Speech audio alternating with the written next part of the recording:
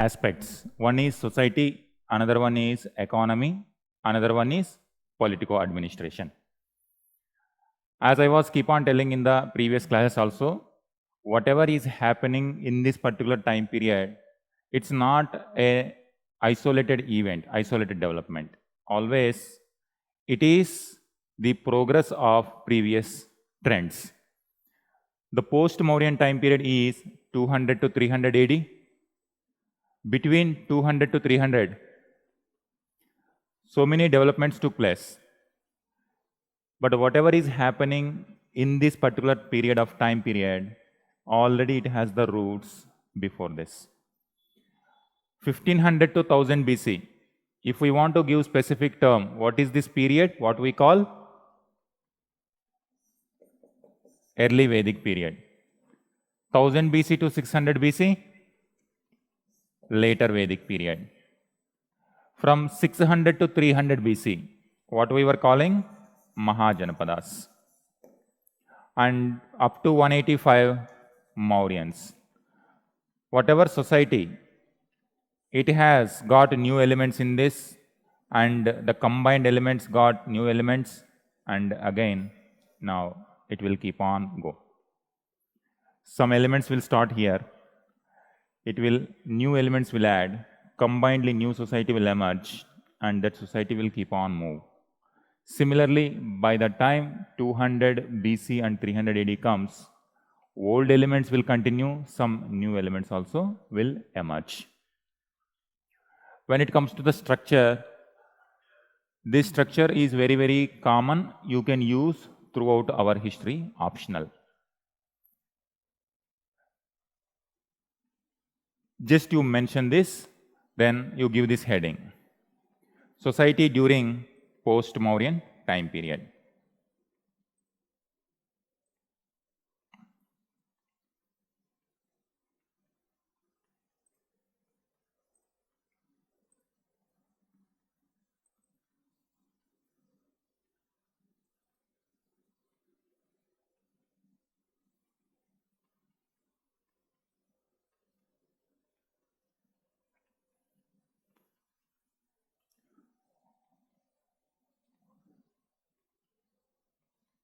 Suppose if we see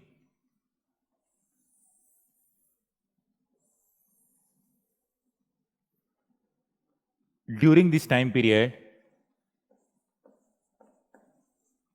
Varna system. When it comes to Varna system, already in early Vedic, now you see the how story continues.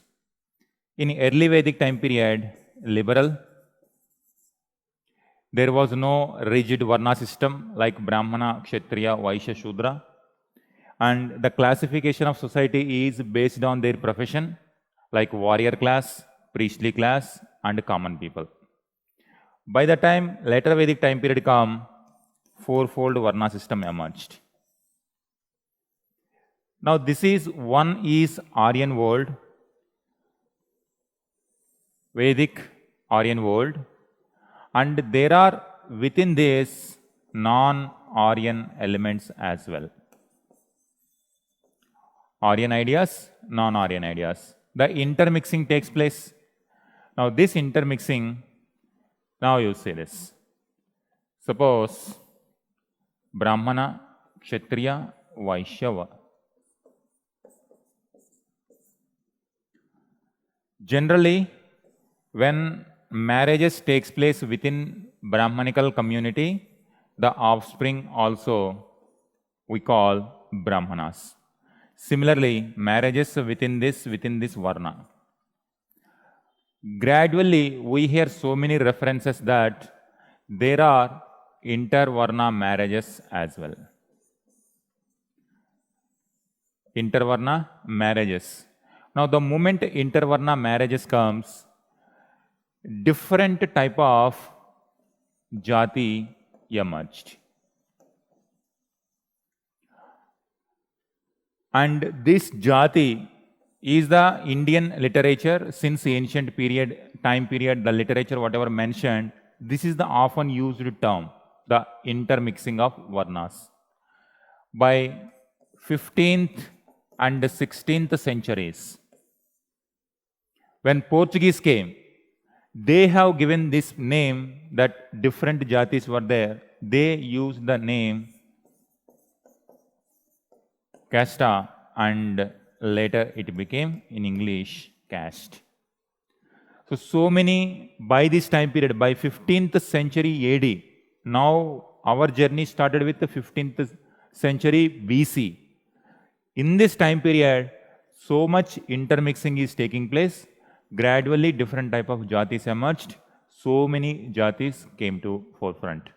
Now, this classification, it all depends on different combinations. For example, when it comes to Brahmana, male and female,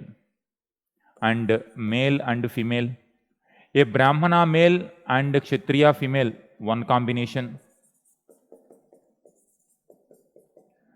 Brahmana male and Shudra female, one combination.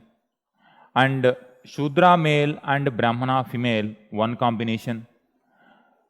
If Brahmana is male and Shudra female, a different kind of jati will emerge. If Shudra male and Brahmana female, a different kind of jati. When male is from the upper varna, generally less hostile. Whatever the Shastras are less hostile. But if higher varna is female, Shastras are very, very hostile. Now, these people are the offspring of those people degraded. This is how different jatis emerged. Now you imagine from later Vedic time period onwards, this intermixing is taking place within Aryan fold. Now, in addition to that, there are other people, non-Aryan. Now, this Aryan classification and non-Aryan elements, now this system is interacting with this. Now you see a different type of jatis will emerge. On top of it, now if new foreign elements will come, now this system interacts with this system will interact with this, a new type of jatis will emerge. Particularly during post-Mauryan time period, this intermixing became so dominant. These 500 years became very, very dominant. One reason is continuous mixing of the foreigners. Second aspect is emergence of various professions due to economic conditions. Economy is very well thriving. New professions, new activities emerged. And as a result, when 2-3 generations are depending on the similar type of profession, a different type of jati emerged. That is why all these elements led to the creation of a different type of jatis in Indian system. Please give one by one. First heading, in literature, this particular development is called Varna Sankara.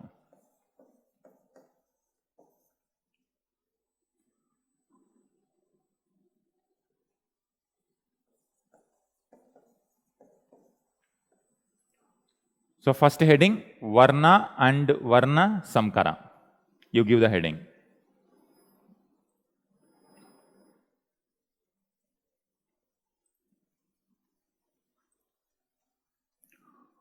Varna and Varna Sankara.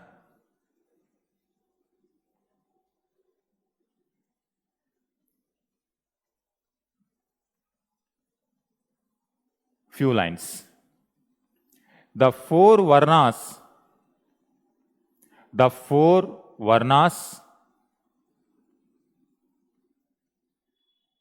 and ashramas. This we called Varnashrama system.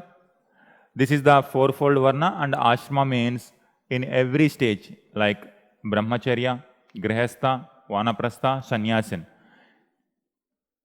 4 Varnas and ashramas remained the pillars. Remained the pillars of Brahmanical ideology.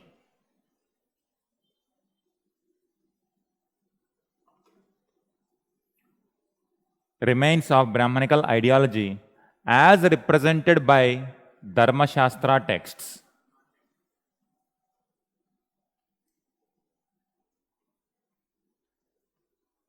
As represented by Dharma Shastra texts.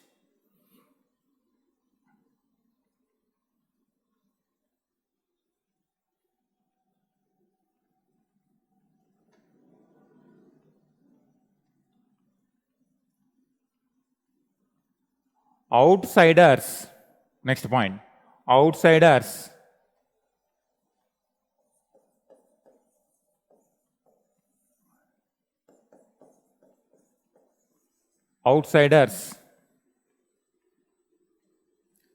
such as Evanas. In Indian literature, Greeks were called as Evanas. Outsiders such as Evanas were absorbed into Varna system.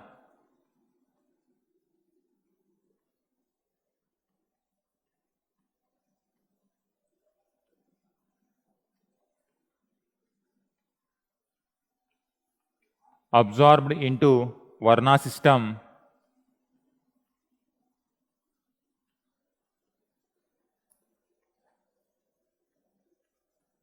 which led to the mixture of Varnas.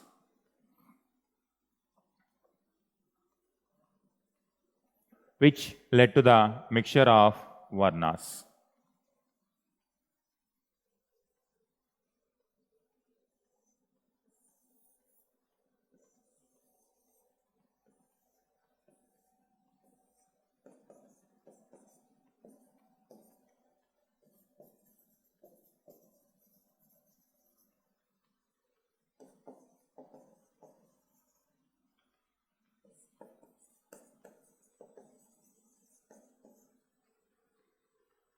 Now, whenever new foreign element comes, and these foreigners, some could be warriors, some could be priestly class, some could be common people. Now you can recollect when early Vedic time period started. During early Vedic time period, this is the common classification. Whenever army comes, warriors will be there, priestly in their own way, priestly class will be there, different common people who are working for the needs of the battles.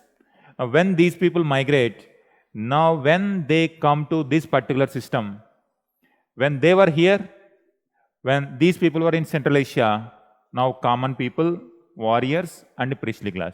Now once they reach the Indus zone, here fourfold Varna system is there. Now when they reach here, again this fourfold Varna system is strong.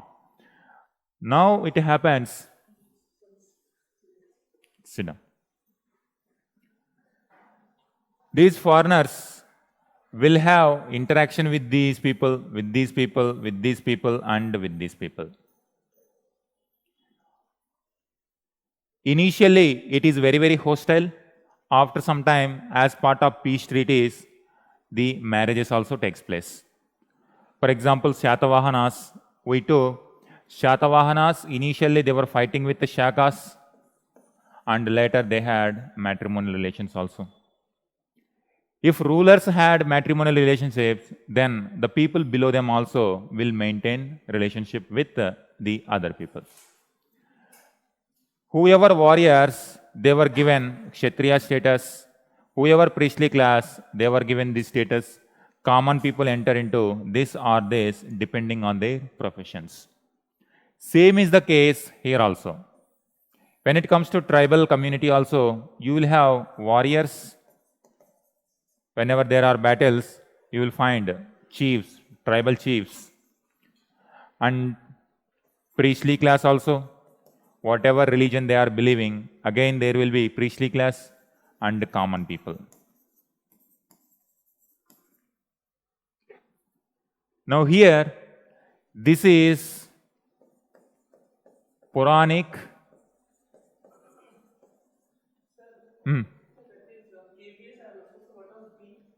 Brahmana, Kshatriya, Vaishya, Shudra.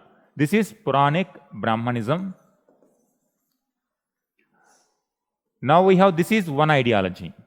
Vedic Brahmanism or Puran, by this time period Puranas are also emerging. This is.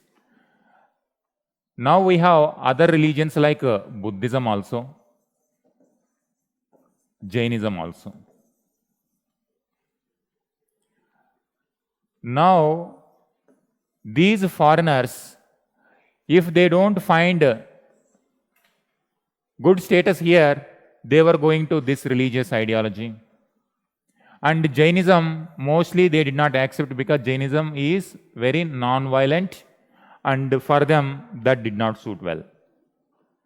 Mostly Buddhism and Puranic Brahmanism suited them because it is not affecting their warrior ethic. It was going. Now these people within this, now Puranic also trying to expand into tribal areas, Buddhism also trying to expand into tribal areas, and whoever ruler, they were giving some lands into the tribal people or the forest areas also to Puranic Brahmanism. And in order to cultivate, in order to promote the agriculture or cultivation purpose, they were recruiting the tribal people. And Shudras also, tribals also, Chandalas also, everywhere. Now when this competition was going on, this missionary activity, once again intermixing is taking place. Now you see so many dynamics are taking place, particularly in post-Mauryan period. And particularly post-Mauryan, we have comparatively more resources to understand these. That is why we are able to come to the conclusion that this much social dynamics are going on. As a result, the entire society mixed, Varna Sankara took place. Even though theoretically Indian society described in fourfold Varna, but in reality, this is what happening. Already this question was also asked. You can use this map also, mind map, and you can show it. So you write up to this, then I will give few points.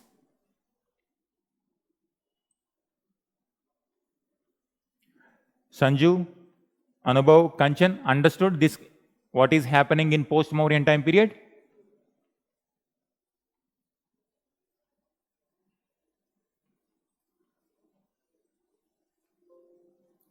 Are you able to understand?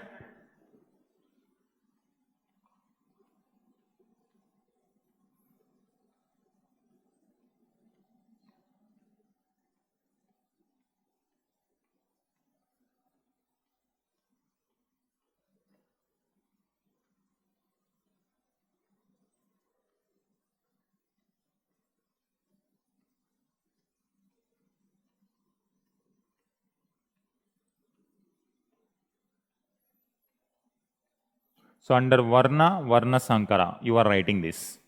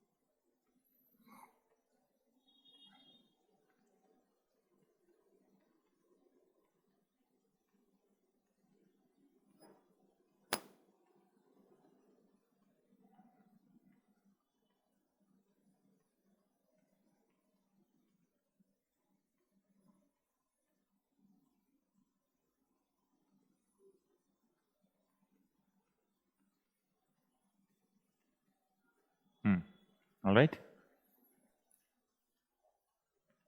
Now you imagine this. At this point of time, the Brahmanical religion is more dominant in Gangetic Valley. And by this time period, 200 BC, already it entered in this location also. Sangam. The Sangam text also talk about they know Varna system also by this time period. But comparing with this part of India, this part is not that Varna strictly divided. They were like, based on the geographical location, they have divided their society in a different way. Hilly people, plain people, coastal people, like that. But the Varna system already entered there also. But here more dominant, here as they go down, less dominant, more and more liberal, less dominant, they have their own way of division of societies. Now this is how, when this comes to this part, this mixture is more. When it comes to this part, the mixture is less. Here more mixture, more Varna Sankara, and more hostile towards the intermixing in the Brahmanical texts. Now, the whoever king, the Brahmanical text expected the kings to follow the fourfold Varna. That is what the Dharma Shastras and other law books mention, like Manusmriti, Yajnavalkya Smriti. They always mention that a virtuous ruler is one who maintains the fourfold Varna system. Varna, Ashrama, Dharma, whoever maintains this order, he is the virtuous right king. And they used to compare those kings with the kings of Ramayana and the kings of Mahabharata. Yudhishthir from Mahabharata is the role model. Rama is the role model from Ramayana. That is why the Brahmanas also take the shelter more and more in down also. Whenever there is more mixing, they used to come down and they used to take the shelter, or they want to live in other kingdom wherever they feel Varna system is properly there. That's why these Shatavahanas, they consider themselves as Brahmanas, rulers themselves, and they proudly say that they are maintaining the fourfold Varna order. But reality is different. The same Shatavahanas had matrimonial relationship with the Shakas also.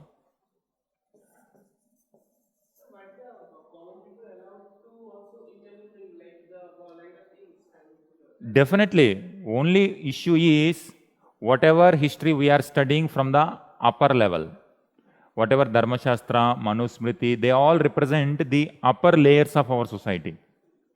We don't know how Vaishyas commonly, in common everyday, day-to-day activities, how they are doing. And with respect to Shudras, we don't have history at all. And with respect to Chandalas, we don't have anything, except they were degraded. In the references of the Brahmanical text, we don't have the reference of how common people lived. And this is why, this is whatever exact question, after 1950, after our independence, this subaltern history emerged. This subaltern history is particularly talking about these people. So they started questioning that whatever history we are reading is from the upper layer, and it's always like looking into our Indian society from top to bottom. But subaltern history wanted to see from the bottom to top. So as of now, Brahmanical text mentioned this should be society, this is the order, ruler also should be following like this. But what should be the emotions of Shudras? What are the emotions of Chandalas at this point of time? And were there any revolt against this particular system, or simply they were just following the norms of the existing day? It was not recorded. Because you can see the education also limited to these three Varnas. And recording also is, they can record because they had some kind of literary tradition or education. And less education, no education. Now, on what basis they can record their sufferings or their way of life? That is why this is the missing link in our history. And this subaltern history, this always conflict rift emerges. The nationalist, they also immediately, we have colonialist view, immediately to counter colonialist view, nationalist view emerged. And the nationalist took the same ancient records. Ancient records were talking about this. That is why the other tradition in freedom struggle emerged from bottom level, subaltern history. But after independence, now no colonial view. Now only two views, like the view which is coming from top, the view which is coming from bottom. And Marxist view, subaltern view somewhat from bottom to top. The other view is from top to bottom. Now before independence, we were fighting the colonialist. After independence, these two schools of thought started fighting. And that is what today also we are seeing. This debates will continuous process in our Indian society.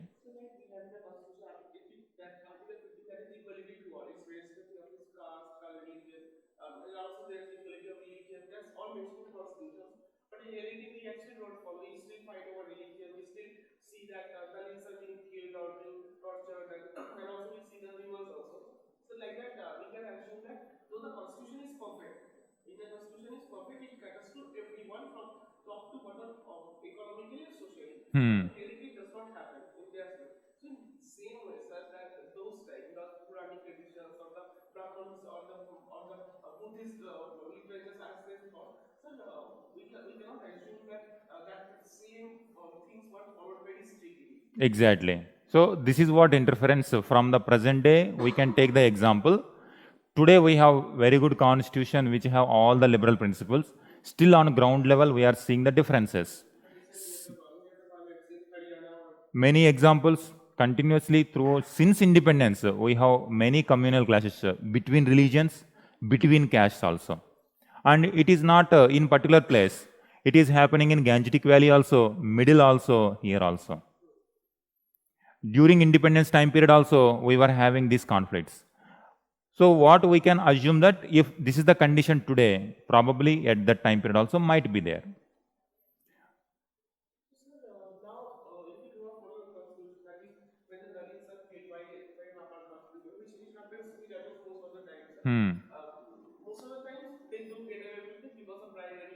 Yes.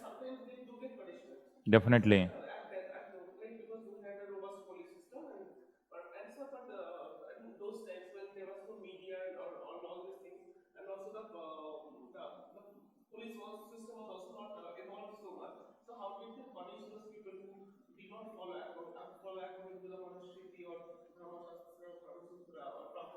Even the punishment for violation of these norms also discriminatory in nature. If a Brahmana violate a different type of punishment, if Shudra violate the same norm, a different type of punishment. So suppose if Brahmana commits some violence or some kind of offense with a normal fine, but if Shudra commits the similar type of crime, he will be tested with fire, he will be tested with poison. Only if they survive, then Shudra is not guilty, other if they burn, then they are guilty. So this kind of punishment system also there, discriminatory in the, that is what Indian Penal Code removed. Where whoever may be the citizen, similar type of treatment to everybody. And this is the practical implementation level, that is the limitations of administration. But law-wise, equal treatment to everyone. And now, this Varna Sankara is more, when it comes to this part, because of more interaction is taking place, less here. At this point of time, now you can see the Varna system is getting strong hold in Deccan and Deep South. Whenever you find, even in medieval time period also, we are going to see similar kind of trend. When Delhi Sultanate established, when Mughals established, more and more Brahmanical got the patronage in Deccan and South. That is why after some time period, after Guptas, also we are going to see once again the disturbances here. Now you will find more temple architecture's strong root took place in Deccan and Deep South. So this is throughout our history, this is going to be common. Whenever disturbances comes, some kind of idea emerges here. This gradually percolate into different regions. Whenever here disturbances are there, this idea becomes more strong here. And this becomes more stronger here. That is why after Guptas, when this area was under disturbance, the most of the Brahmanical literature and temple architectures were flourishing in this part. UNESCO World Heritage Centers also emerged from this part. This is how. Similarly, when it comes to the medieval time period, Persian language, it was very, very dominant in this part. And Persia is from the Iran. And when it comes to this part, so many Sanskrit works were taking place in this part. Just so many vernacular language literature was taking place in this part. And this vernacular language and Sanskrit literature, what they were doing in medieval time period, they were translating the Mahabharatas, epics, Ramayanas, these things, Puranas. You have to observe this trend. So whenever more disturbances in this part, the Brahmanical tradition took strong root in this part. At this point of time, now Mahabharata Ramayana took place here. It is now strong by post-Mauryan time period. After Shatavahanas, we are going to see Ramayana Mahabharata stories in the vernacular languages. They are going to take place later.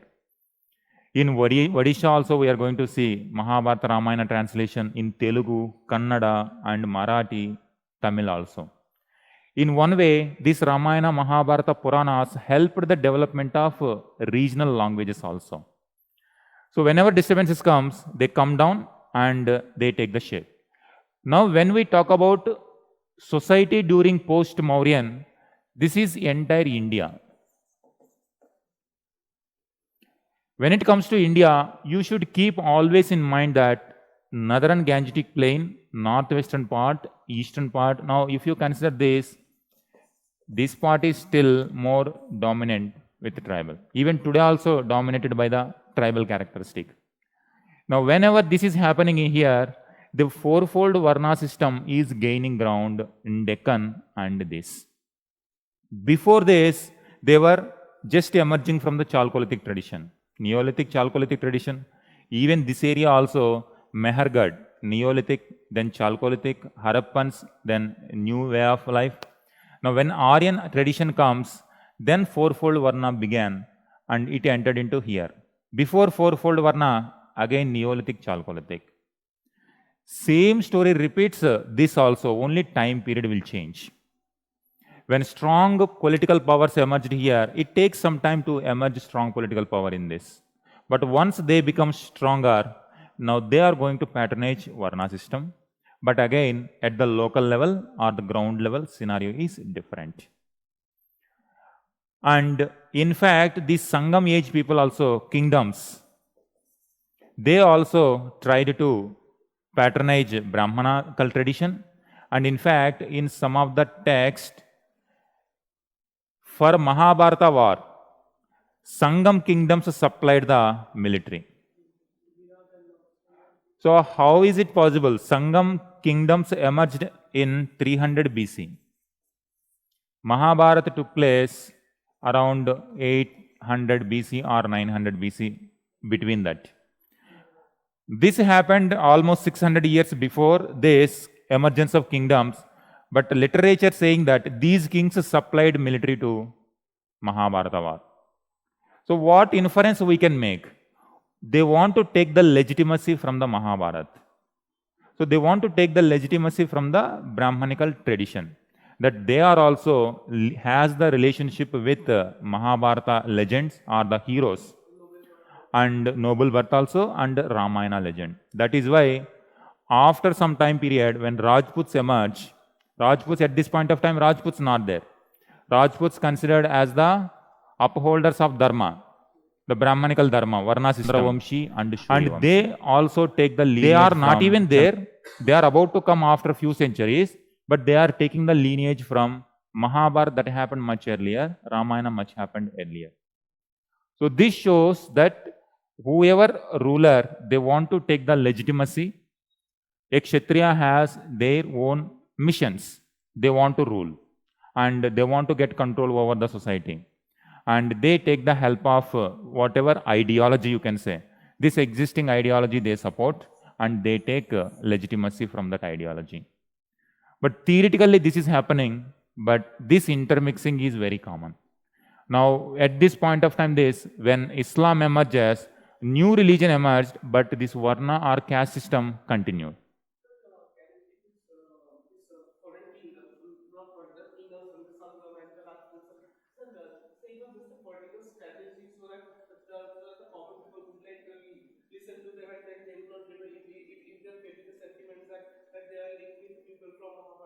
Definitely.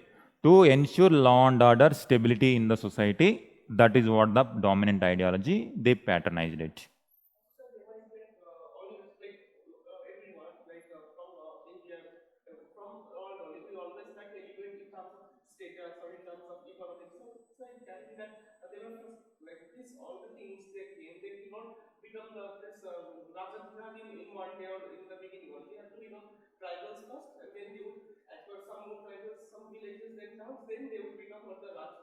Right.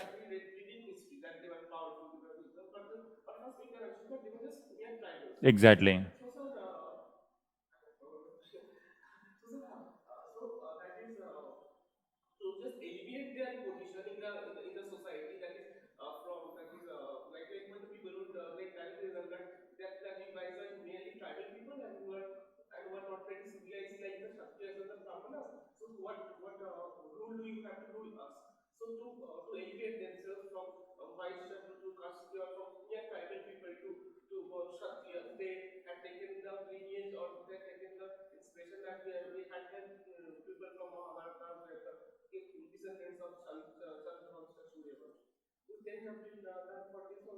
Definitely.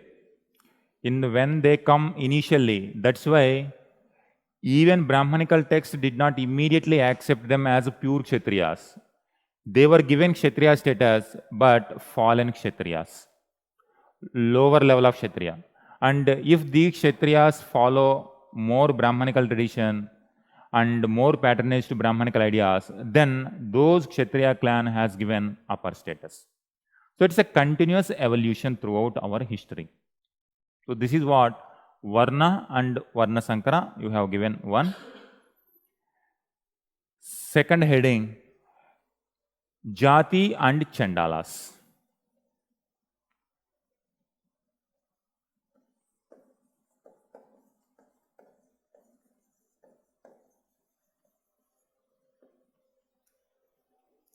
Next heading.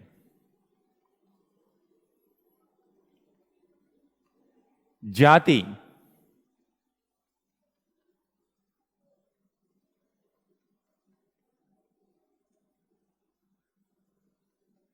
and occupation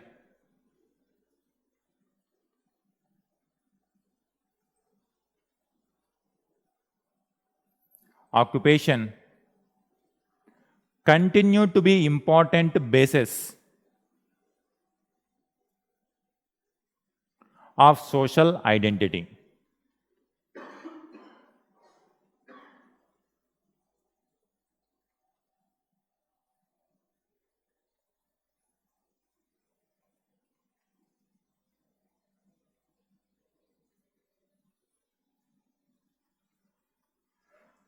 Jati reflect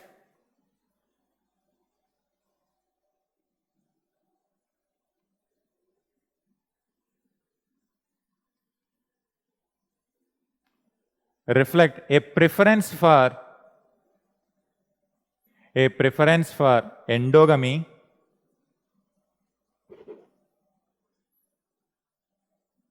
and a hereditary element in occupations.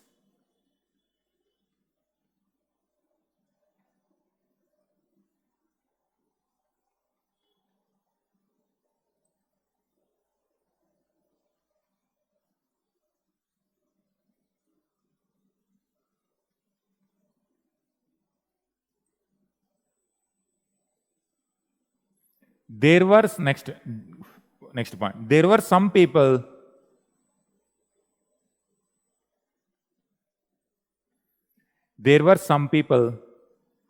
outside the pale of Jati society, outside the pale,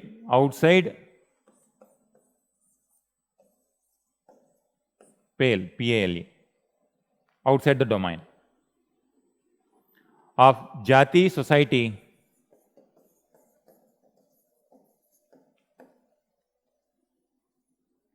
they were called Chandalas.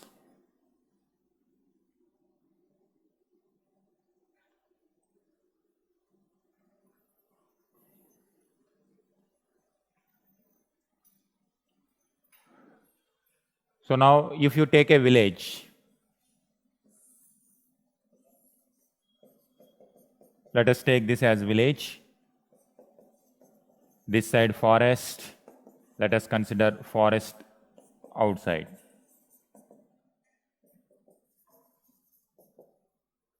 Now in this, you will have Brahmana quarters, Kshatriya quarters if there are, Vaishya quarters and Shudra quarters. And outside the village, but still they are connected, Chandalas. And in the deep forest, tribal people.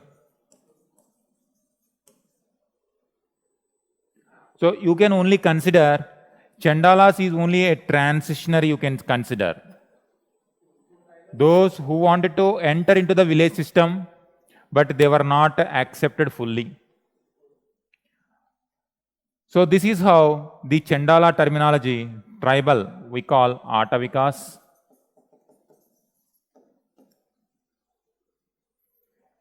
Now this is the existing village. It is going in this particular order. Now, if this village is invaded by a foreigner, now every system disturbs. Now whatever existing order in the village disturbs completely, and this disturbance is called Kali age. Satyayug, Treta Yug, Dwapar Yug, and Kali Yug. The 4 yugas of Puranic tradition. Now this disturbance is considered as Kali. Now different Dashavatara concept, for every time period, whenever there is a disturbance to Dharma, then God himself will come to protect Dharma. And this is how we can only infer in the historical perspective that this kind of disturbances were continuously happening, and these kind of inferences in the religious texts also continuously happening. Now when it comes to this, now you see after some time this completely disturbs. It takes some time. After some time what happens? Again some people take the priestly. Now existing priestly class and foreigner priestly class mixing will take place. And the invader, Kshatriya warrior clan, existing warrior clan, mixing takes place. And if some people here, they follow the agriculture practice, other professions, they mix here. And even in this also, if they are not able to fit in these 3, then they will be fallen to Shudras. And those who are outside, now some people, we don't know how Shudras and Chandalas, they really emerged. Because we don't have the history to study about their history. Only from the top to bottom we are able to study. But this is how, this intermixing is very, very free.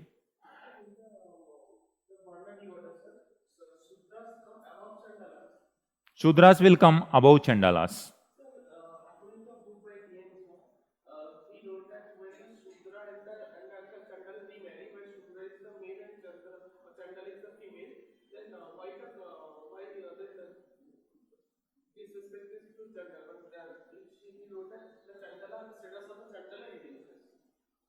How? If male. Yes. Okay.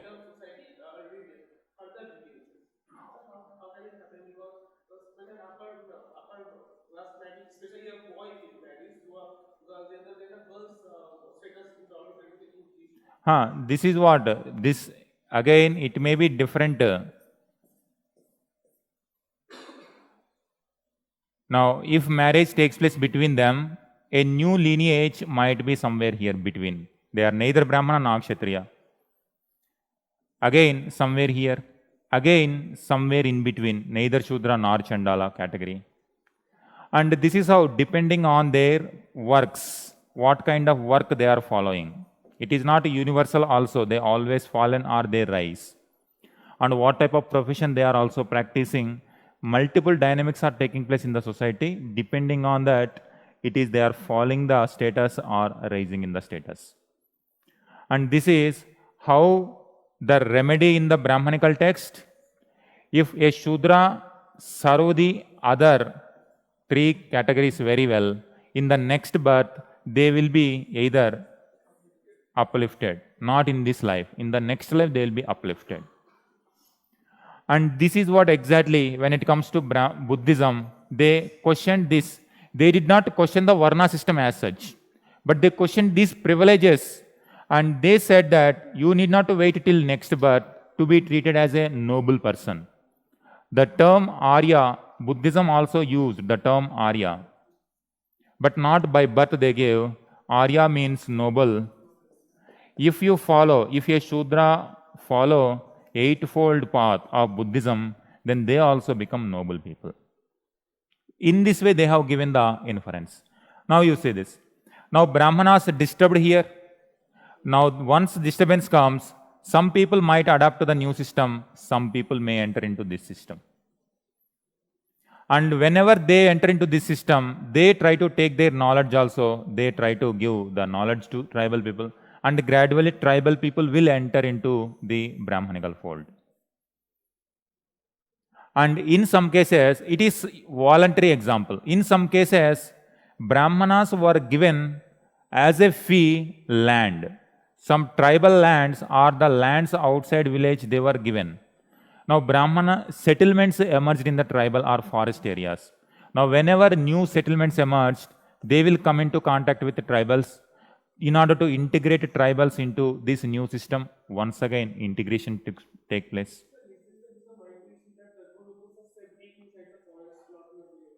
We cannot say this is the reason. Gurukula tradition already going on. That is why it became very common practice to take the lands. And they were also readily taken the lands near the forest areas, because it is suitable for the Gurukula system also. And rishis and sages, they were living in forest areas, and Brahmanas also readily accepted the lands in forest areas, because they felt that that will help them to follow what ancient sages followed. And that naturally makes more interaction with the tribal people. So this is what by post-Mauryan time period itself, this interaction is continuously happening. Particularly post-Mauryan period is when it comes to society, so much mixing is taking place, so much literature emerged, and some will fall in the category, some will rise in the category. This continuous, this is what we call Varna Sankara, or in the literature of Brahmanical, Kali Yuga.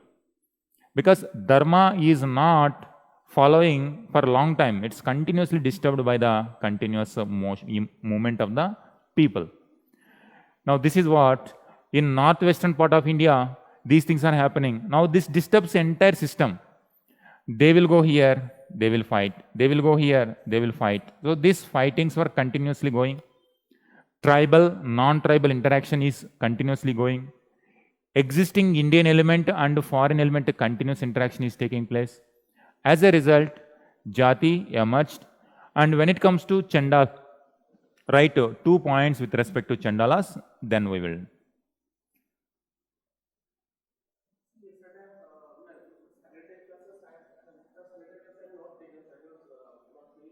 Okay.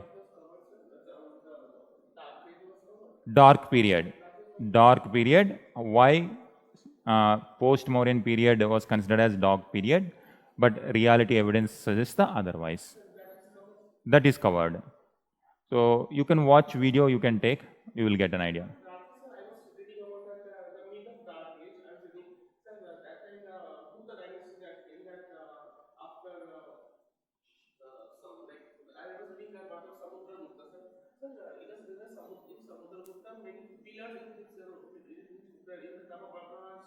Mm-hmm.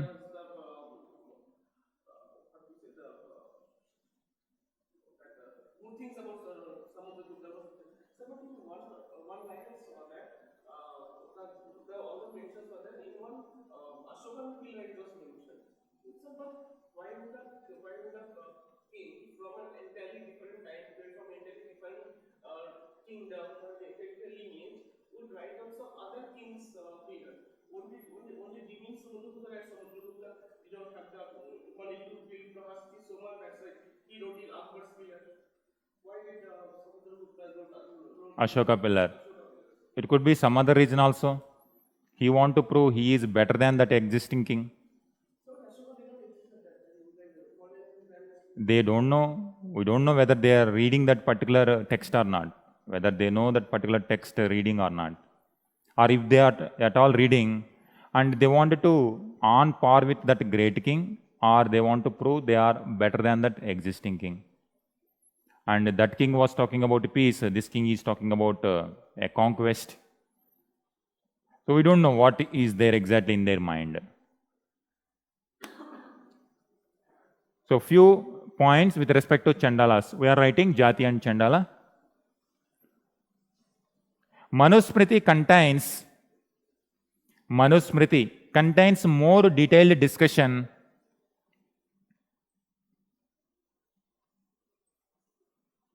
Manusmriti contains detailed discussion on Chandalas.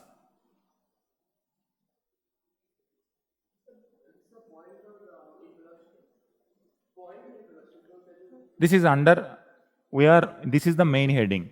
Under this main heading, we are writing related to Chandalas 1 point.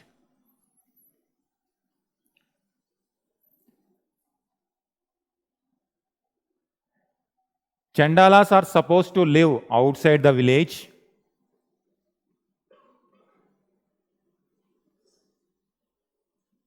Now you see how disabilities are imposed on certain sections of people. Chandalas are supposed to live outside the village. They can enter a village. They can enter a village only for performing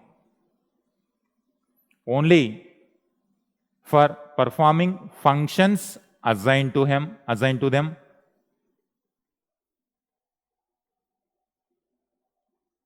That is why only the degraded professions were given to Chandalas, like removing the dead body, working on leather, such kind of things.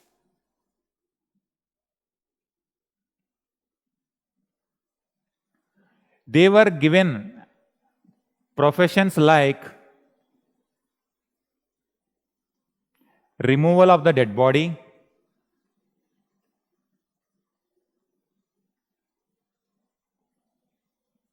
cremators, burial grounds, cremators, executioners of criminals,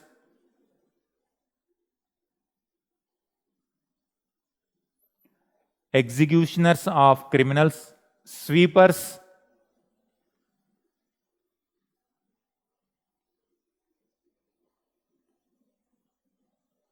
etc.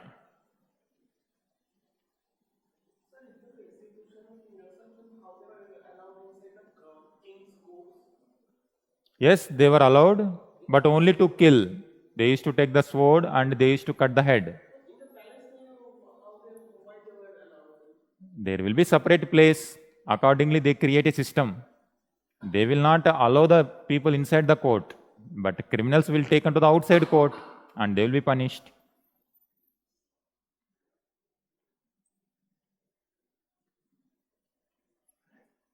Right. The food given to them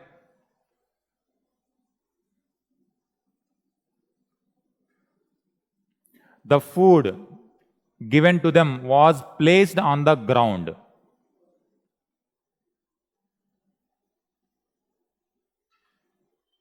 This system was called apapatra.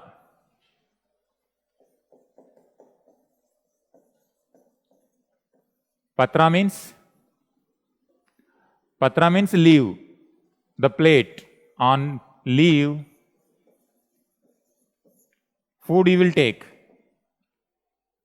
And apapatra, they should not be given this leave because it equates with other people.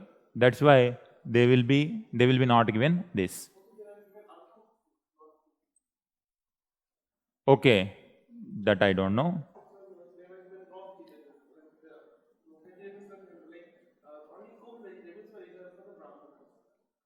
Okay, so you can see the harsh conditions. They must not eat They must not eat in other people's dishes. Other people's dishes. And why we are reading or why we are writing this much means this is the disability that is there even today also. That is why Constitution opened every hotel to everyone, every road to other one. Now you see the disability imposed, now 300 AD we are talking. And that sustained for next 1700, 1800 years also. And even today also we are not able to completely come out of this system. So this is so entrenched in our society.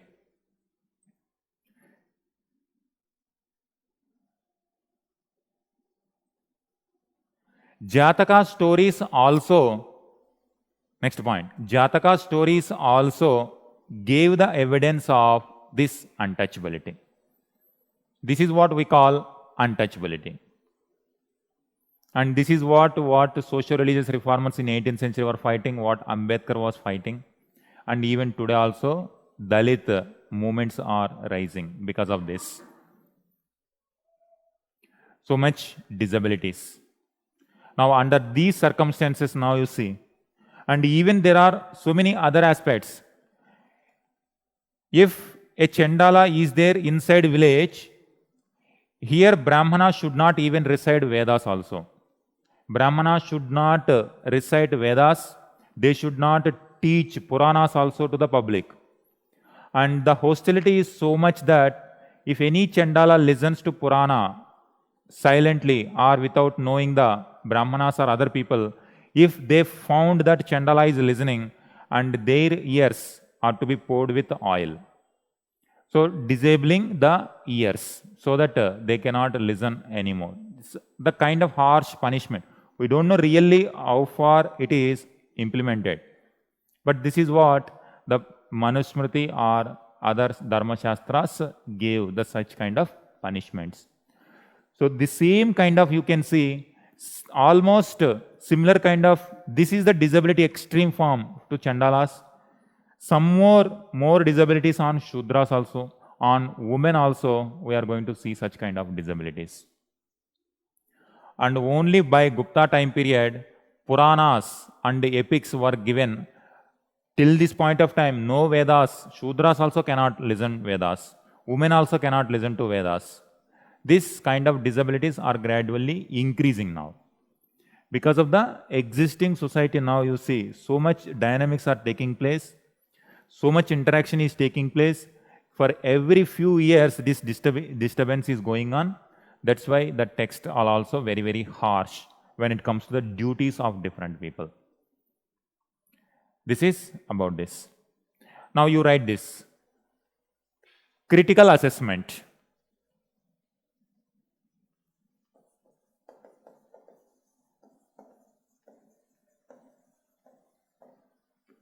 Critical assessment. Theoretical versus reality.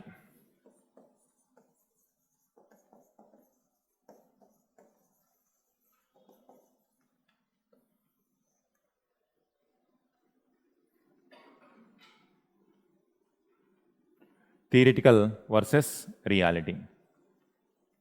The existence of jati or caste, one point. The existence of jati or caste distinctions. The existence of jati or caste distinctions did not mean that system always operated with complete rigidity. With complete rigidity. The system always did not mean the existence of jati or caste distinctions did not mean that the system always operated with complete rigidity. So this is what the rigid norms, but reality what is happening? there are indications of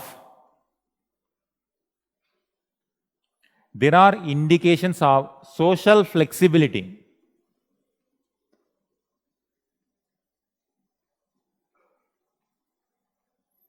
Social flexibility in order to recognize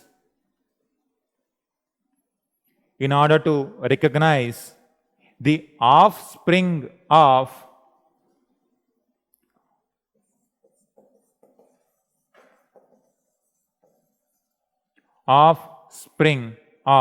unequal unions.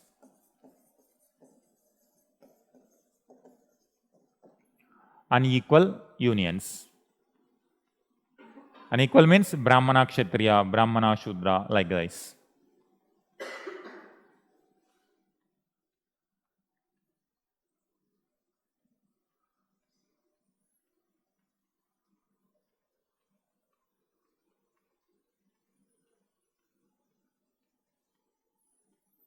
There are references in Jatakas. There are references in Jatakas that a prince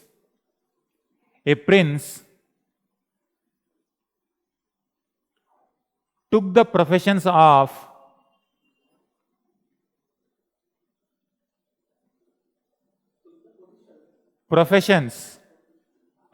potter,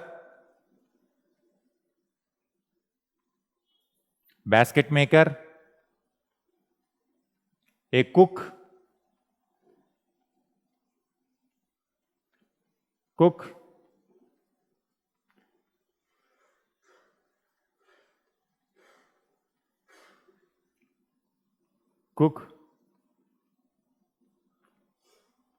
according to the forcible circumstances. According to the forcible circumstances.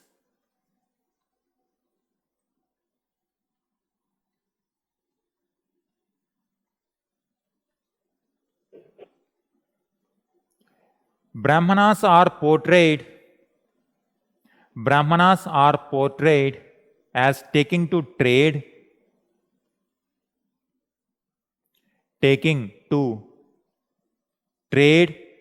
living as hunters,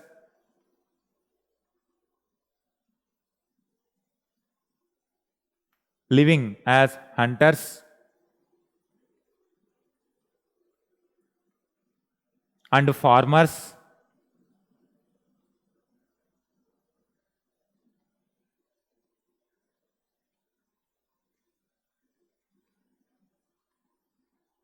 and for looking after animals. These are the professions of common people, Vaishyas or Shudras. Brahmanas and Kshatriyas are also taking. In Mahabharata itself gives such kind of references. Whenever Pandavas were forced to go for exile, 13 years of exile, according to the story in Mahabharata, this is the Delhi surrounding areas where Pandavas were there, and 12 years or 14 years forest life, and remaining 13 years exile. No one should recognize them. Now, from the Mahabharata story itself, we get the references that Arjuna becomes a dancer, and Nakul, Sahadev, they take care of the animals, domestication of animals. Bhima as a cook. Generally, Kshatriyas, they don't take those professions. Those are the common professions. This is what called apad dharma. Whenever conditions or circumstances emerged forced. So this is only one incident, the story which became more popular. But in reality, that might be the condition.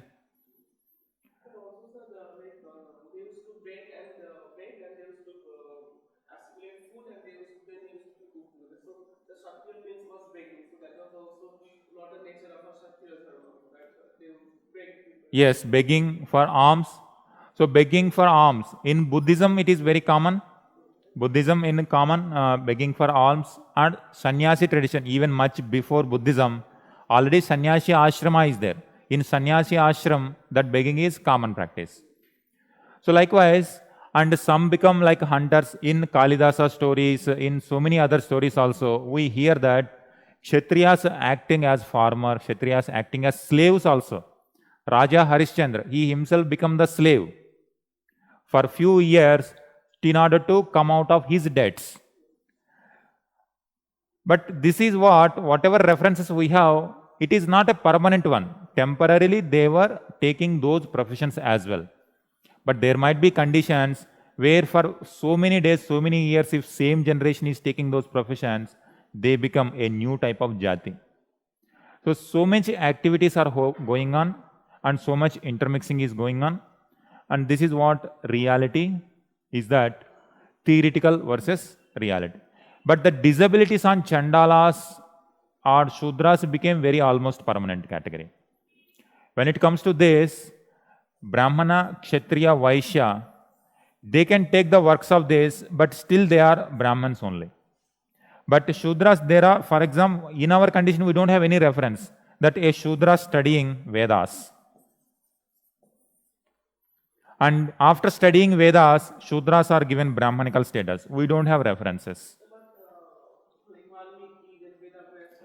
Yes, these are the few incidents to show that, for example, Valmiki is a tribal. Then, after giving Ramayana, now we are considering him as sage.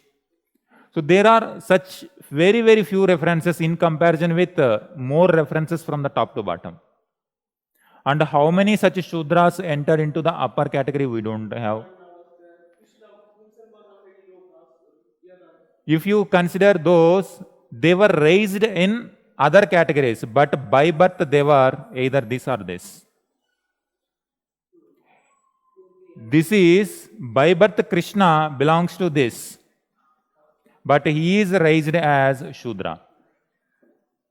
Cowhead, Krishna by birth Kshatriya, but he was raised as this.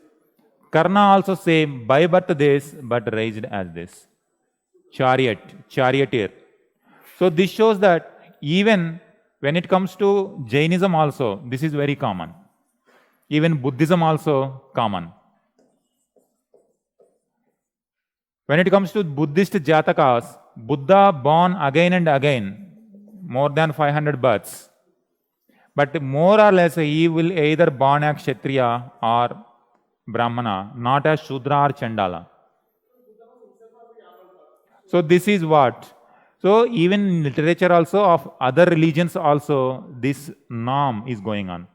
And when it comes to Jainism also, initially the story says, initially a Brahmana woman, mother conceives Vardhaman Mahavir. Later, Indra shifted that womb to Kshatriya woman. This shows the hostility between Brahmanas and Kshatriyas.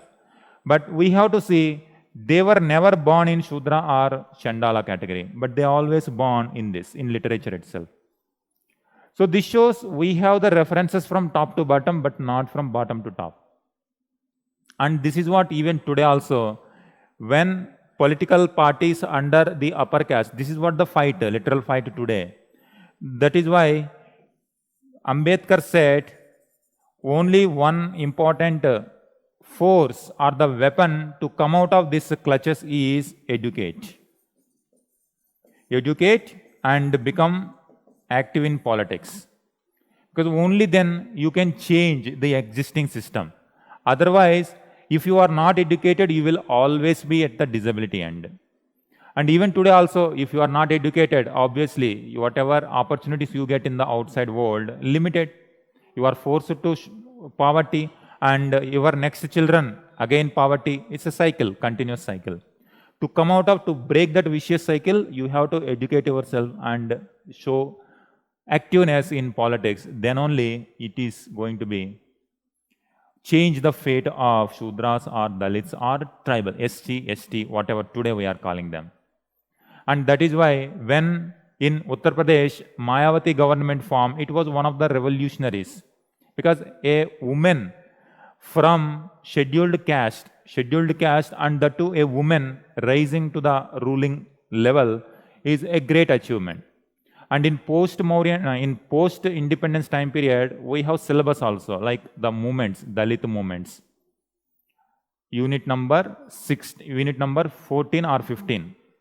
We have syllabus in post-independence. 3 chapters are there, like what is the integration of India, princely states integration, foreign policy, society also after post-independence, how our society is progressing, our science and technology policies. There you can mention this. This is our ancient time condition. After the constitution, it gave opportunity to everyone. And this is why Indian constitution became role model for many constitutions after that. We took inspiration from other constitutions, and many African constitutions and other small countries' constitution, they took inspiration from Indian constitution, because they took kind of resemblance to our Indian society, to their societies also.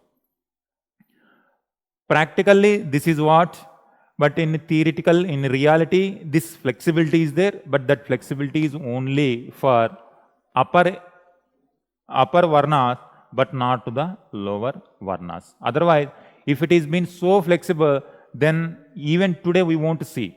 In 20th century or 21st century, we won't see these disabilities.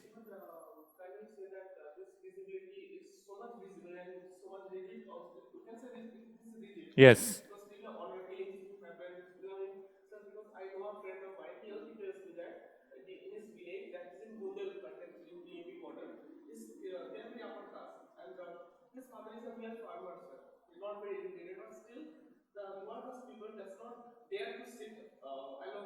Exactly.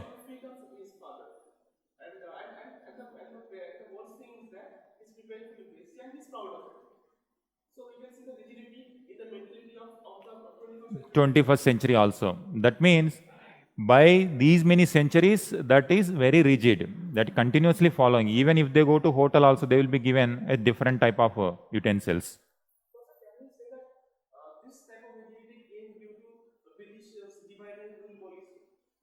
That is another factor. Already one problem is there in society. They utilized that rift and they strengthened it.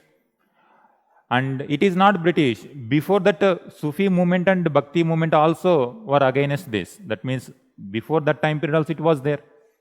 Alvar Nayanars, they were also fighting against this system. That means in 800 itself it is there.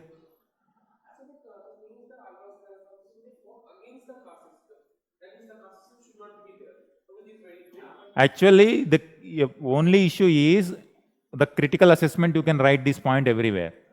They did not want to break this system. They wanted more liberality in the system. That even applies to Gandhiji also. And Gandhiji versus Ambedkar, that literal fight between them also, the same thing. Gandhiji says this Varna system has some kind of functionality, but he is against this rigid system, this rigidity. But Ambedkar says, as long as you have this fourfold system, that rigidity will ever persist. That is why you have to break this system, annihilate the caste system. That's why he has written a book called Annihilation of the Caste. And he has even burnt Manusmriti also public. Ambedkar, because at that time, Manusmriti is one of the dominant rule book of these rulers. You can see how our modern time period is connected with this particular time period. So that is the kind of anger against the Manusmriti which made Ambedkar to burn it. It might be having good elements also, but the bad elements are creating trouble even for today also. And somewhere the system remotely emerged, but the children of offsprings of them is suffering. And what is the theory behind it? That they did not follow the rule of dharma, that's why they are forced, the karma siddhanta. And they are born like that, and they have to suffer in this life likewise. And this is what the French Revolution also attacked, modern Indian constitution also attacked. In fact, the Christian liberal principles also attacked. You will always find this is what orthodoxy who want to maintain this system, liberals who want to break this system. Middle one? Yes. Last point, upward mobility. In this, We are critical assessment, upward mobility.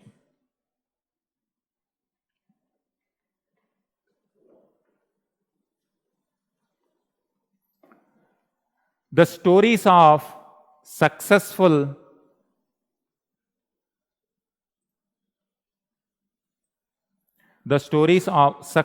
upward mobility of lower status groups are few.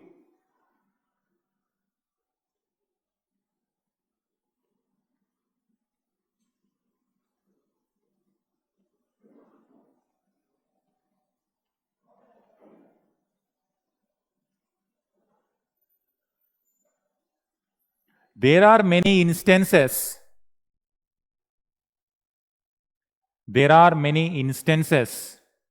of a person of higher social hierarchy,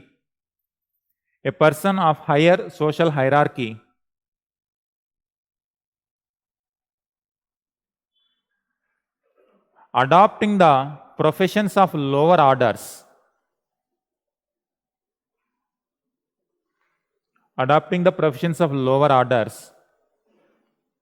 but not vice versa.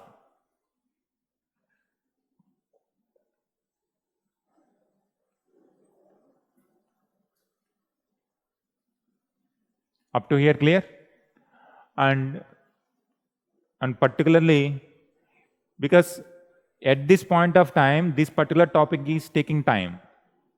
But after Gupta, after post-Gupta, it will not take time. I will just give you the reference. This system is going on. By this system, by this time period, we got so much intermixing, and thereafter, the system is continuing.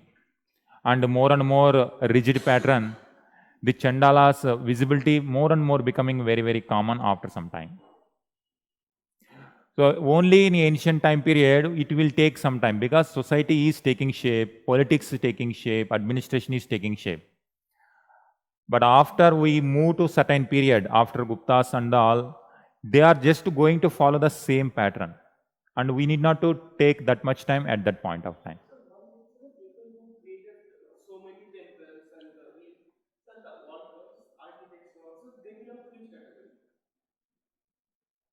Constructed or common Shudras, carpenters.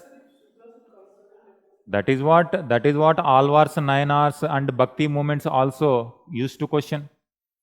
A person is required to build the temple, but he is not allowed into the temple. What is this discrimination? So that is the kind of discrimination. And even you will find the sculptures outside the walls also, that how common people were living. But they are not. Particularly this disability is more on Chandalas. And they were not allowed into that. But Shudras, they intermixed with, because they used to stay. That is why whatever the works of the three Varnas were done by the Shudras. Shudras are freely intermixing, but they cannot take the professions of Brahmana, Kshatriya, Vaishya. But again, whenever land becomes a dominant theme, Shudra status also raised. Because whenever agriculture becomes a dominant profession, the status of Shudra raised, but not the Chandalas. So Shudra, because they are in the within village and they have continuous interaction with the other three Varnas. But when it comes to Chandalas, the interaction itself is limited. That is why perpetually they were forced to live in very pathetic conditions.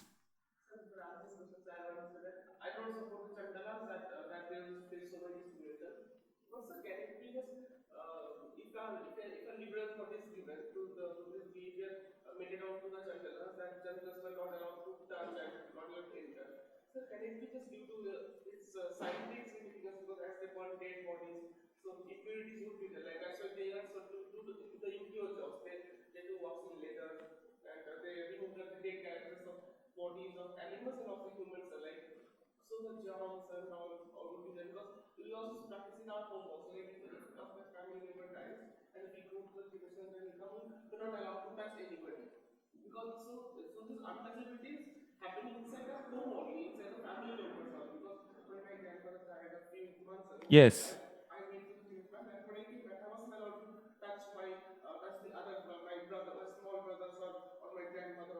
And during Corona time period.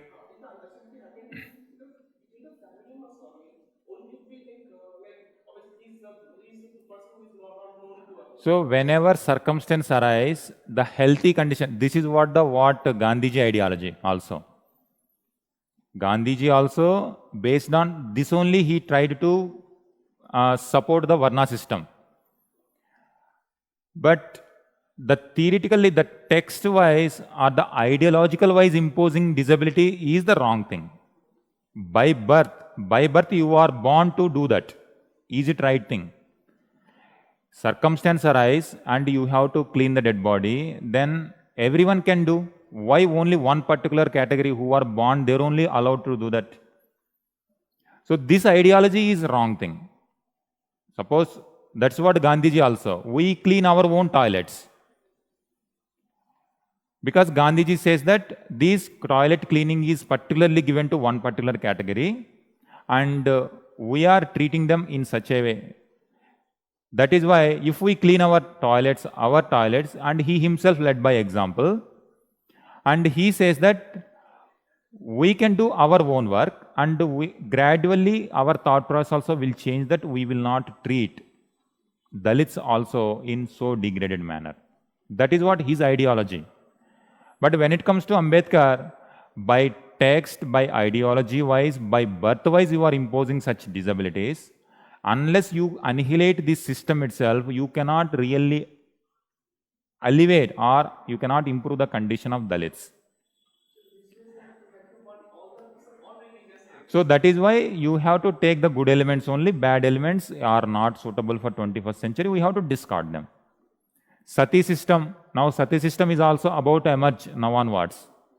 But by 18th century, 19th century, and we were feeling that that is very bad thing. And we were going back. So what we were saying, go back to Vedas. This Sati system emerged after 600 BC or became more dominant here. And what's 18th century social religious reformers saying? You go back to Vedas. And at this point of time, there is no Sati. And here, women were given more liberal position. And whenever some evil system entered into the society, later generation, they wanted to remove it by going back, which is not this evil system at all exist. That is what, when so much social dynamics are happening, some evils will enter into society. At that particular point of time, it appears virtue. It appears one of the good elements, forced social circumstances. But you cannot apply by rule, you cannot apply by birth that same rule now also, when there is no practical use.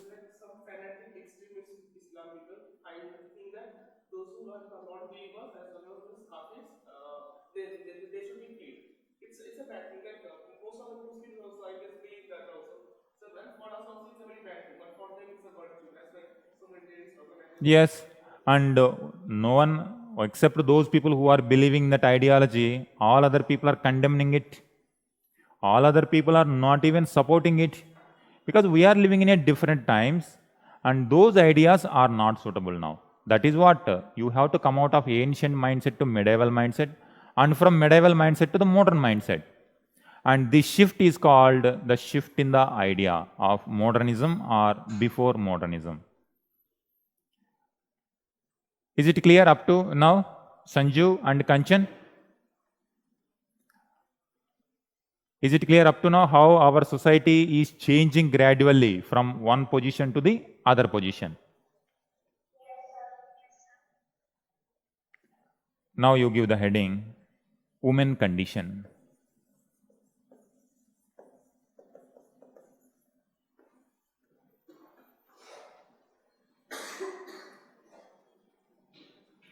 Women condition.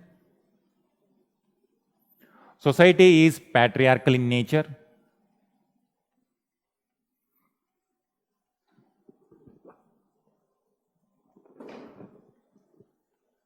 Society is patriarchal in nature.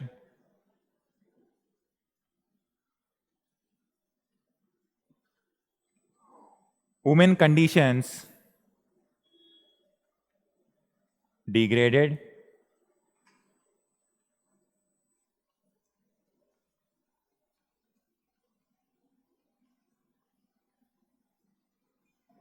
Women were not encouraged to take public life.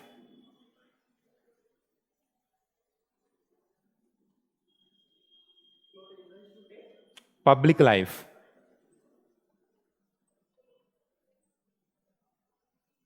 Their access to knowledge was diminished.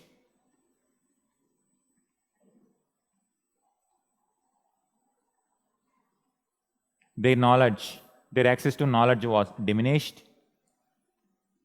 They were increasingly dependent on male members.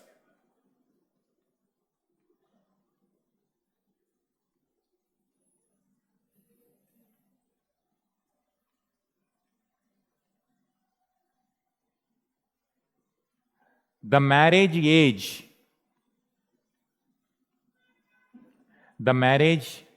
age of girls reduced.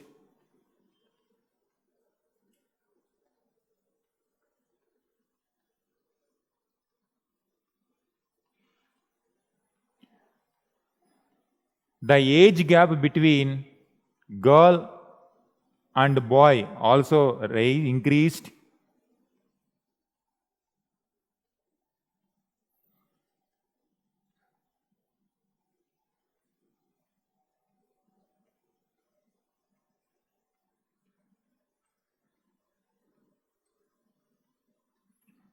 References to sati practice also emerging.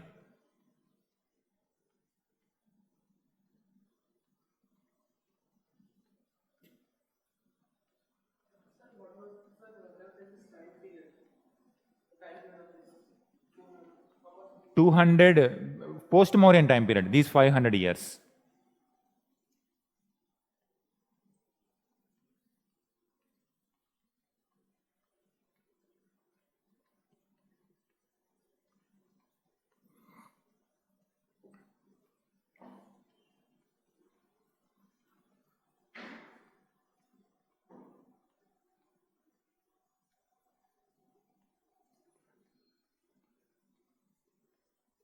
That is. Now you give subheading Women and Property Rights.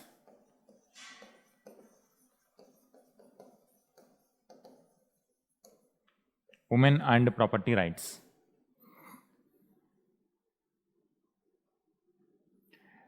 Different smritis like Manusmriti, Yajnavalkya Smriti,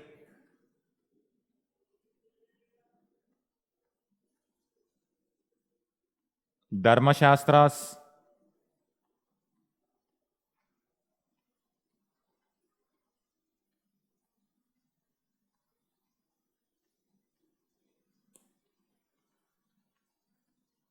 talk about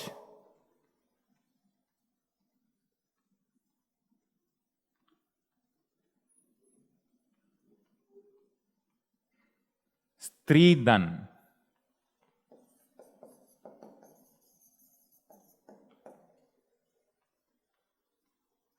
Stridhan.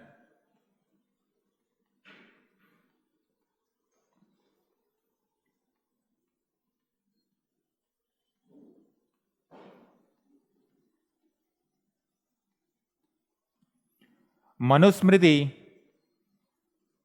mentions 6 types of gifts.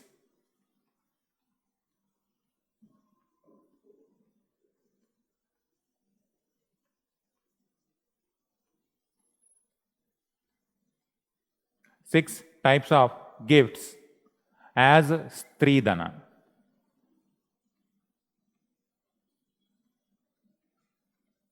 Stridhana. But inherited property rights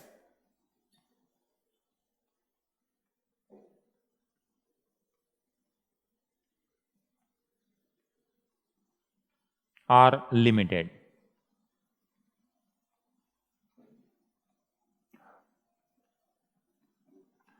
So generally for father's property goes to the male heir, but not to the woman. But at the same time, women were also given some kind of stridhan, but in the form of gifts, not as by law, by inheritance. Yes. So that disability continued.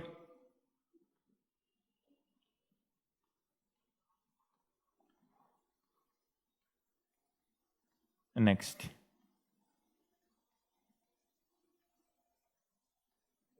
Royal women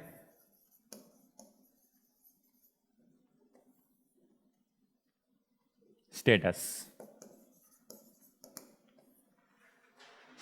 Royal women status.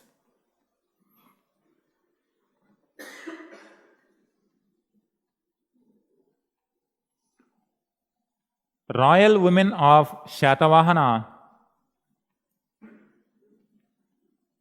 Royal women of Shatavahanas played an important role in administration,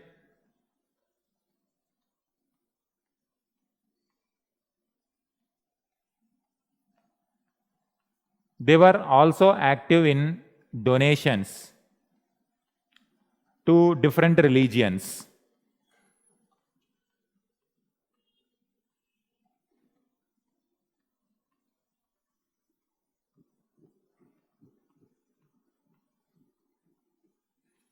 The names of Shatavahana rulers suggest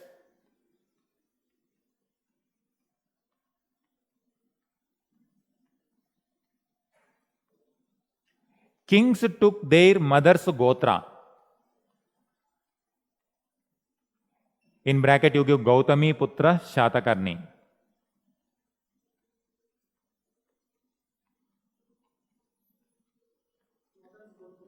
Mother's gotra, full stop. The king took, the rulers took their mother's gotra, full stop. In Brahmanical system, gotra is inherited from the father.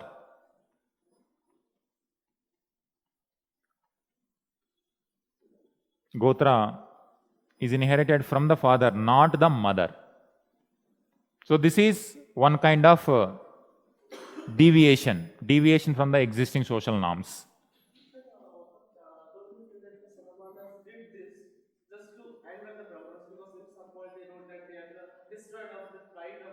Probably.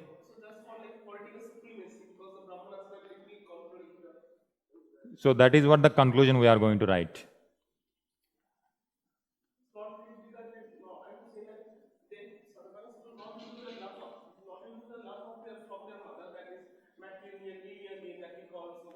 Their society is patriarchal society only, but only names, mother's name added.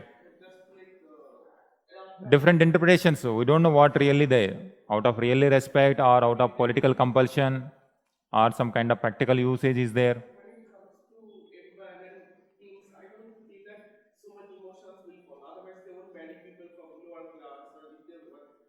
So different reasons might be there behind that. Next, non-royal women.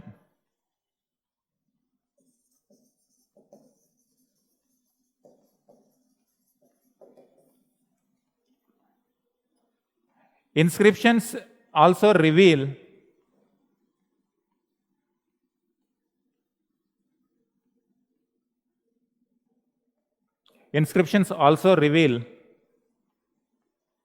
that there are many non-royal women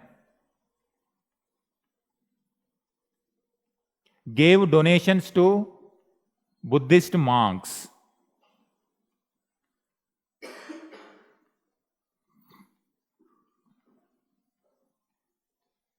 Buddhist monks.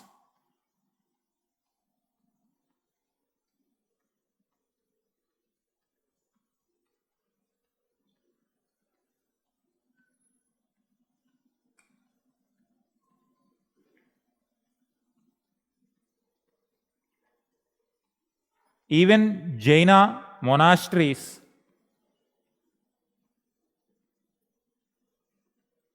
received donations from non-royal women,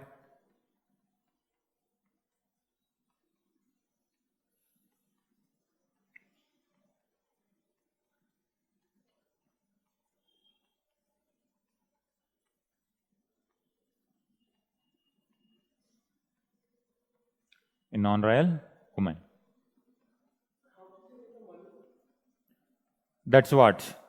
Whether they got some kind of inheritance or do they have some kind of liberality when it comes to the disposal of common property. Husband, wife. When it comes to Dharma Shastras, while they were praising women, they praise. And when it comes to when they praise male member, they say that women should be subordinate to the male members. On one hand, they are being praised and they are given, this also you give, emergence of, next subhead, emergence of Shakti worship.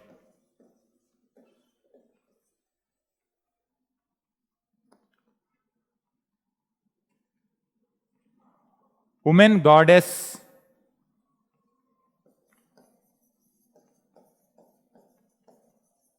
idea also gaining strength in this period.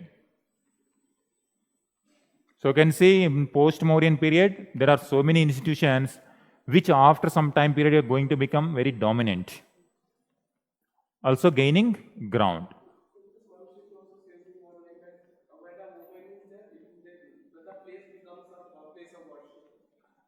Yes.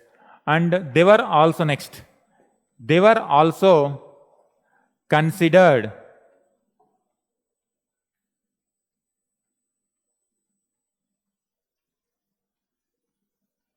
as the representative of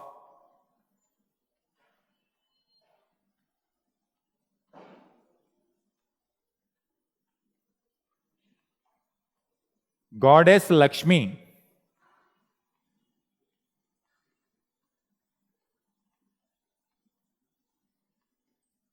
Goddess Lakshmi or Shri. Shri, the goddess of fortune.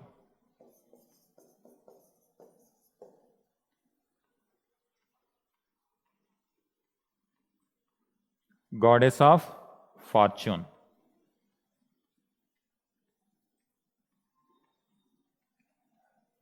Just to give the subheading, conclusion. Therefore,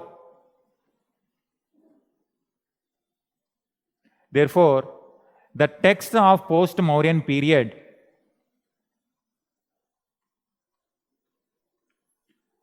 contain many contradictory statements about the woman.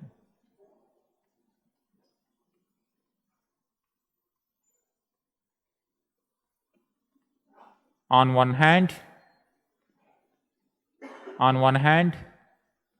they respect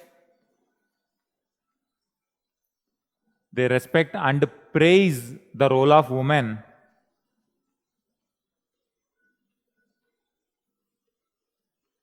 On the other hand,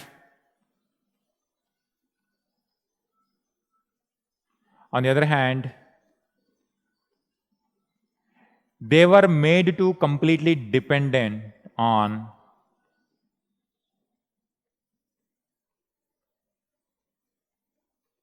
their male counterpart.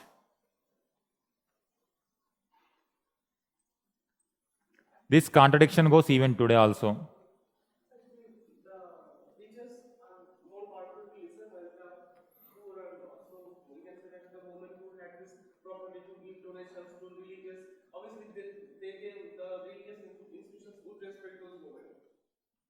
So you are saying the upper Varna. Subaltern history says the lower Varna women got more freedom in comparison with upper Varna. At least the lower Varna women, Shudras or Vaishyas, they were actively involving in day-to-day activities.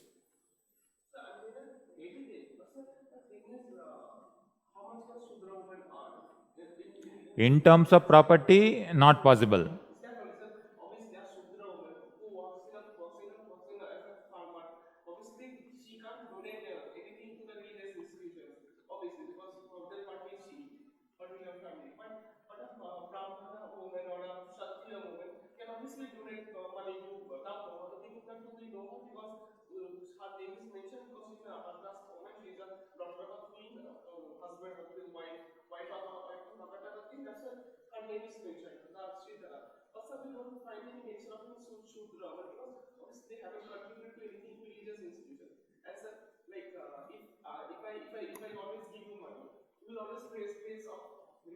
Yes, yes, that's what.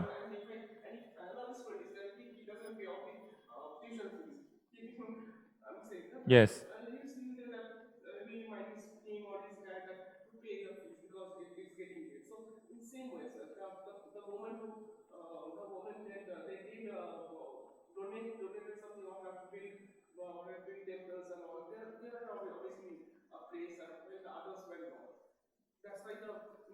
Whatever evidence we have is only from the upper part, because that only survived. And what exactly the conditions of Shudra or Chandalas or tribals, only it is our inference. Because they did not leave any writing records. And we are understanding their conditions to through the writings of the upper Varna. Because only that survived. Our only other way of understanding the conditions of Shudra is in the form of archaeological evidence, for example, on temple walls, their condition depicted. On Buddhist stupas also, the common people condition also depicted. And in Jaina text and Buddhist text also, the Jataka stories, Panchatantra stories, the common or secular literature, they talk about the common people also. Like Kalidasa works are there. They not only talk about Brahmana, Kshatriyas, Vaishyas, but they also talk about slaves also, Shudras also, forest dwellers also. And by comparing all these texts, only we are coming to know that this might be the condition of Shudras or Chandalas or forest dwellers. But they themselves did not leave any records. And Buddhism and Jainism is a kind of revolt against the Brahmanical dominance from the Kshatriya clan. Because Buddha and Vardhamana belong to Kshatriya.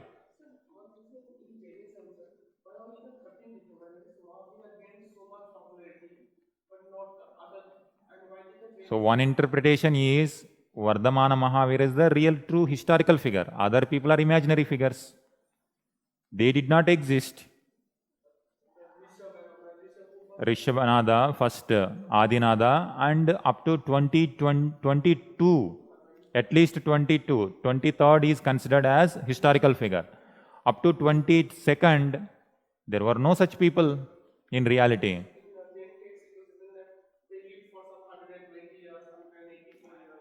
That is why the mythology and history very freely intermix in our literature. And this is not true about only Indian society or Indian subcontinent. This is not true about only this land. This is also true about this land also. What is here? Iran. In Persian literature also, this is very, very common. And, just a second. Sanju and Kanchan, up to here, is it clear? The condition of women and the conclusion also you have written? Okay, so all right. So today I tried to deal with the social condition, and when it comes to Gupta, we will not deal this much, just I will give the points, and when it comes to the explanation, almost the same application is applied to there also. And Sanju, have you got the books, material for ancient and modern world? Okay, you read that material and you have so much material in that.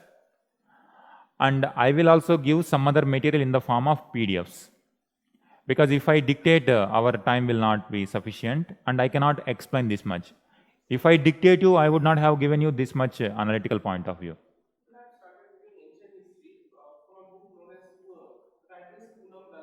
Uh-huh. Or you can note down. It's a well-researched book, you can use it. But don't miss R.S. Sharma. R.S. Sharma at least read once. That is one basic reference we need to study. Okay? R.S. Sharma you read?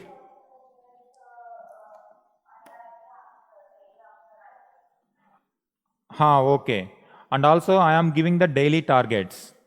Have you written any question?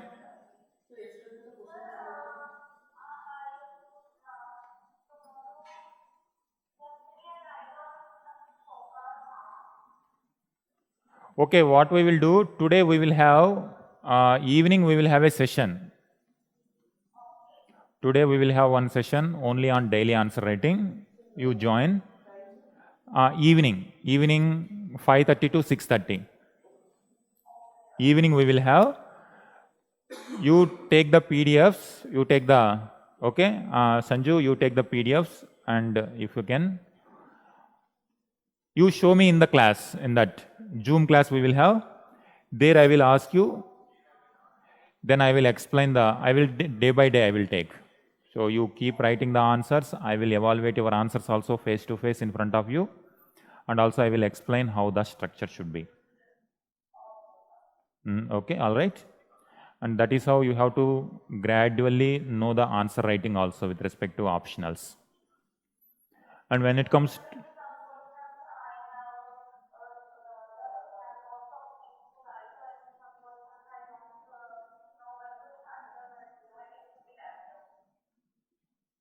okay, so today evening you show me whatever you have written, okay? Today evening we will meet. And daily you have to practice answer writing also. Otherwise, whatever content you get, you will face the challenge how to answer. I will give the model answers also, that will become ready-made model for you. When it comes to the class, I try to explain the concept very detailed way. Are you getting? Otherwise, just whatever is there in the book, if I dictate, it won't make sense. I wanted to explain you in this format, but when it comes to answer writing, you use this analytical purpose, analysis, and once you read it, then you come to know how to connect it. UPSC is asking very dynamic questions, and this kind of analysis we need to have some idea. But no doubt we need some ready-made model structures also that I am providing you separately. Model answers I will provide you.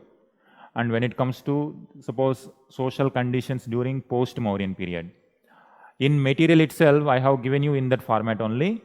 Wherever it requires, I give additional material also. Use that content. You study basic books, R.S. Sharma for ancient India at least. And for some areas, we need to study Upinder Singh also. With respect to Upinder Singh, in daily answer writing questions, I have mentioned in which part you have to study, in which area. To follow that. All these areas you have to thoroughly note down, and you try to make one short notes also out of it, out of the classroom and whatever you are reading. And finally, that becomes your short note for the examination. Is it all right? This is today's topic, Society of Post-Mauryan. Now coming to your point, what we were discussing? We were discussing something. This mythology. So, 22 Tirthankaras. And we don't have any reference that they are really the historical figures. And when it comes to even the first Adinada, first Tirthankar, he has two children. One is Bharata Chakravarti, another one is Bahubali. And that same story narrates the Shravana Belagala statue also. The big statue of Bahubali. That story goes back to the first Tirthankar of Jaina. And he was the son of first Tirthankar Adinada, Rishabhanada. and second person, and he has brother also, Bharata Chakravarti. Now this, when it comes to Indian literature, both mythology and history mix very, very freely. For common if you are not a historian and you are not reading these texts for historical purpose, for common people, whatever these books are saying, it appears very real. Exactly. And how far the kind of magics that are performed in Mahabharata, in Ramayana, in reality, these magics are not there. For common logic, for nature, the magic of Ramayana stories and Mahabharata stories will not exist. But it appeals to the common public, and it appears like that is the past. In those times, might be human beings were having supernatural powers. People never question that it is not existing. It only says that probably in those times, these magical power might be there. And 2000 years, 3000 years in the human evolution is very, very short period. Because given the evolution of human species, it has taken lakhs of years to whatever the form we are having, human being. And there are magics not possible. That is what Enlightenment questioned. They started applying the brain. And before that, whether it is India, whether it is Iran, whether it is Middle East, or whether it is Europe, in their history also, legends are very common. In Indian history also, legends are common. These stories, this is the greatest strength of human beings also. These stories only binding the people. If we don't have any common story, we will not bind together. Yes, if we don't have any common story, the person who is living here to believe in one common story, and there is no reason to stay in one particular political system. Because there are so many things which are common to every person, and that story is binding it. And that's why even historians, scholars also, purely in terms of academic angle, they discard these stories as the truth. There are two things. They won't consider these stories as the truth, but they won't discard them altogether. They accept those stories also part of our Indian way of life. And they accept it fully, and they also acknowledge the importance of these texts as a binding force, as a cultural force behind our nationalism. And they accept it. But if someone says whatever they are saying, that is what truth, they won't agree that. And for any person who is applying the reason, they cannot accept it. That is the truth. But we can freely allow it, or we can freely believe that, no doubt in that this is a binding force which is binding every individual. When it comes to here, Iran also, you might have heard a person name called Ferdowsi. Any idea what is the importance of Ferdowsi? He is a poet. He has written one book called Shahnama. It is like Kalhana's Rajitarangini.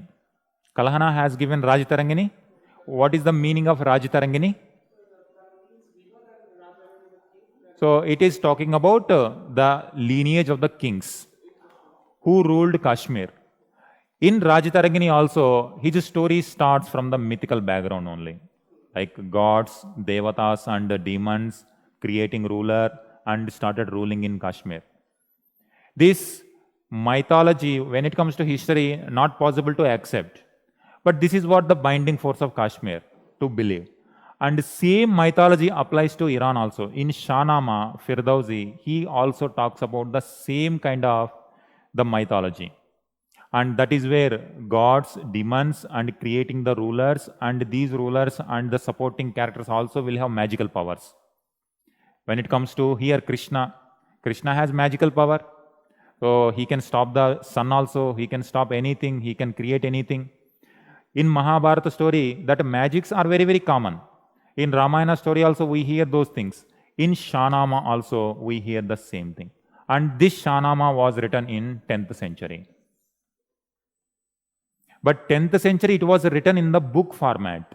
But that means those stories are there in the common public for very long. Same is the case. Mahabharata, Ramayana was there in the minds of the people, but it was written in Gupta time period or post-Mauryan time period. This time period only, Purana format, Mahabharata, Ramayana, taking the shape of writing. But for very long time period, these stories are there in the minds of the people. And the same applies to here also. And same applies to Europe also. Conflict only emerged when someone questions how it is possible. That these magics are not possible. If someone questions it, that problem, conflict emerged. Those who wanted to take it as rationalism, that is where enlightenment emerged. And if someone wants to know the entire truth, then the priestly class say that you just read these books, you will get entire knowledge in the universe. But when enlightenment questioned it, what is the guarantee that whatever he is saying is truth, first of all? And what is the guarantee that entire universe knowledge is located in that book? And that is where, in that point of time, European Christian books also saying that there is nothing beyond the oceans. But when they question and they started exploring, they come to know about other world.